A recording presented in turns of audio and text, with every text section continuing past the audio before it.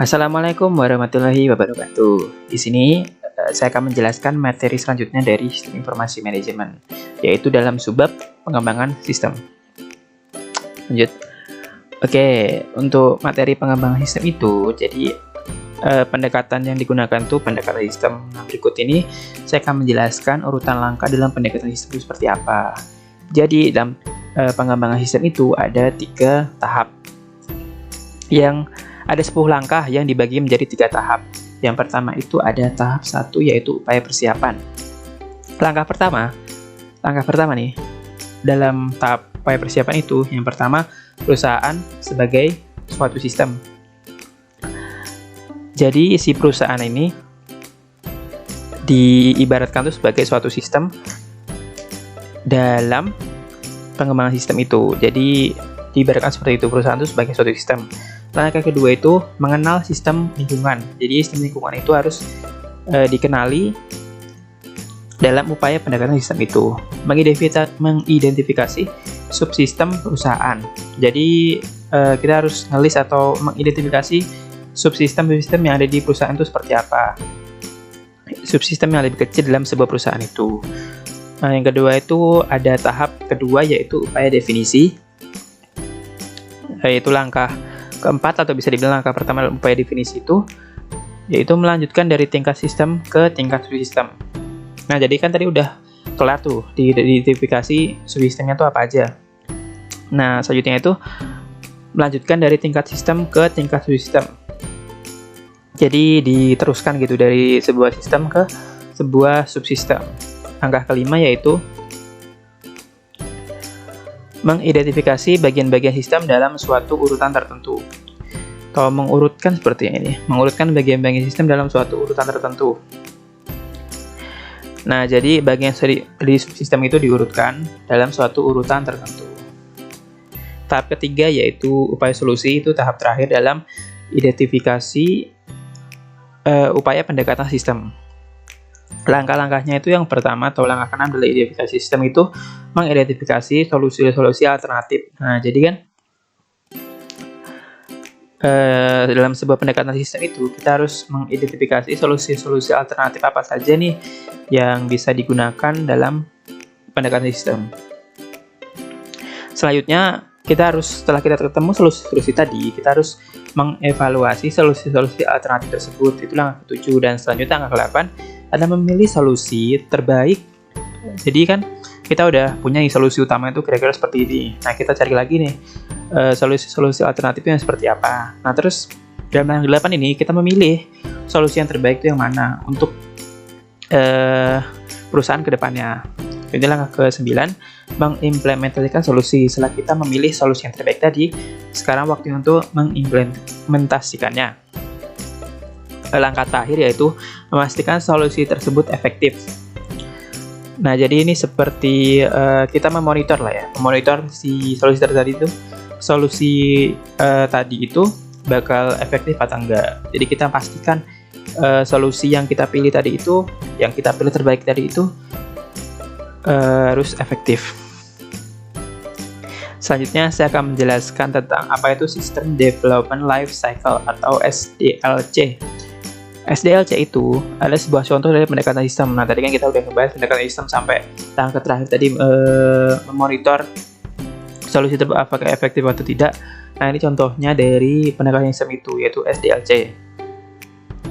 Tahapan dalam SDLC tradisional atau tradisional SDLC itu yang pertama itu ada perencanaan. Yang kedua ada analisis, yang ketiga desain, yang keempat implementasi, dan yang kelima penggunaan. Nah, untuk SDLC ini adalah tradisional ini harus urut dari atas ke bawah. Kita nggak boleh perencanaan dulu terus tiba-tiba langsung kepake penggunaan, itu nggak boleh, harus urut. Nah, karena itulah tahapan SDLC tradisional ini sering disebut sebagai waterfall approach, seperti air terjun yang teratur dari atas ke bawah. Jadi urutannya harus sesuai. Selanjutnya ada prototyping. Tahapan SDLC yang dibahas sebelumnya yang saya bahas tadi itu memiliki kelemahan jika langsung dijalankan, karena terkadang di lapangan itu anggaran yang dibutuhkan jauh melebihi perkiraan. Misalnya anggarannya itu cuma 10 juta, tapi di lapangan tuh bisa habis sampai 12 juta, 15 juta, atau bahkan 20 juta. Tekor kan sampai hampir 2 kali lipatnya gitu anggarannya yang kepake. Nah, karenanya itu dibutuhkan sebuah prototype bagaimana sebuah SDLC berjalan dan berfungsi. Nah, itu kira-kira prototyping seperti itu. Nah, tahapan pembuatan dari prototype itu dinamakan prototyping. Jadi intinya teman-teman, prototype itu adalah sebuah alat uji coba. Apakah sebuah sistem itu kemungkinan bakal berhasil atau gagal, agar kedepannya itu kita dapat meminimalisir kegagalan. Nah, kalau gagal kita coba yang lain, gagal coba yang lain, sampai kita menemukan yang cocok buat si perusahaan ini. Jadi meminimalisir itu loh kegagalan, meminimalisir kita tekor gitu. Anggaran yang dipakai itu tidak melebihi apa yang telah kita rencanakan di awal. Nah, jadi selanjutnya saya akan menjelaskan jenis-jenis prototipe. Nah, tadi kan udah dibahas tentang prototyping itu seperti apa. Nah, sekarang kita membahas jenis-jenisnya. Yang pertama itu ada evolutionary prototype dan yang kedua ada rudimentary prototype. Bedanya tuh hanya pada jika evolutionary prototype itu, jadi sebuah prototype itu secara terus-menerus disempurnakan sampai semua fungsi yang dibutuhkan pengguna itu tercapai. Beda sama requirement, sebuah prototype itu dibuat karena pengguna tidak dapat mengidentifikasikan dengan fungsi apa yang diinginkan. Jadi si user ini tidak tahu nih, kita tuh nggak tahu kita tuh pengennya kayak apa. Nah, makanya itu si requirement itu kita udah disiapkan. Nah, nanti untuk kedepannya bakal gimana ya? Bedanya itu kalau evolutionary kita sudah mengetahui fungsi seperti apa yang kita butuhkan. Pengguna sudah mengetahui fungsi seperti apa yang kita butuhkan, tapi kalau requirement kita belum mengetahui fungsi seperti apa yang kita butuhkan. Jadi bedanya cuma seperti itu aja. Mengapa sih kita harus menggunakan prototyping? Yang pertama, jelas komunikasi antara developer dan user lebih baik, sehingga developer dapat lebih menentukan kebutuhan dari user. Yang kedua, user itu aktif dalam pengembangan sistem SDLC, sehingga meningkatkan efisiensi waktu dan tenaga. Jadi kalau pakai prototyping ini semuanya aktif, baik user maupun developer. Jadi nggak cuma developer mengembangkan sendiri, tapi tahu-taunya sampai user rasanya nggak cocok sama seperti ini, nggak kayak gitu. Jadi untuk prototyping ini si user juga ikut andil dalam membuat si pengembangan sistem SDLC tadi. Yang ketiga itu ada implementasi menjadi mudah karena user mengetahui apa yang diinginkannya. Nah, jadi gini, si user bakal bilang ke developer, saya pengennya yang ini, pengennya yang gini-gini. Nah, jadi kan implementasinya bakal lebih mudah karena si user ini mengetahui apa yang diinginkannya. Nah, selanjutnya ada tantangan prototyping atau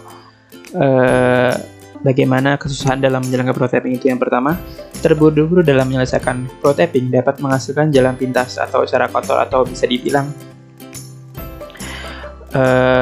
nanti apa yang ditulis di sini tuh nggak bakal gimana ya? Apa yang sudah dibuat prototyping tadi itu bakal jadi sia-sia gitu karena ada jalan pintasnya. Jadi nggak ngepake si prototyping tadi secara sempurna. Terkadang user senang dengan sebuah prototype yang tidak realistis. Nah, dalam membuat prototyping itu kita harus memikirkan juga nih bakal depan itu bakal gimana.